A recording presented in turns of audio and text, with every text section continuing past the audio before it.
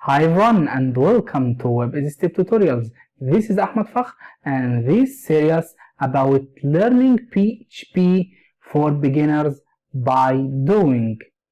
In this series you will learn practically how to build a script from scratch, which is quotes of the day.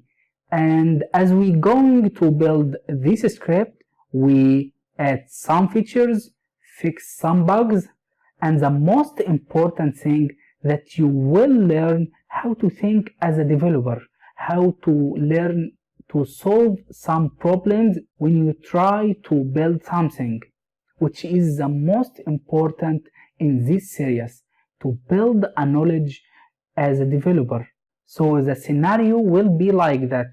We start from scratch, and as we going, we see some problems and try to solve these problems, add some quizzes, ask some questions, and add answers in the next tutorial, which be more important to build your knowledge about PHP programming.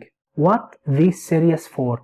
This series for beginners who learn about PHP basics and try to collect information to build something.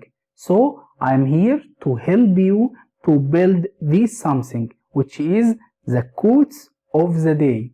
And I hope to help you achieve this target. Now let's do it. Bye.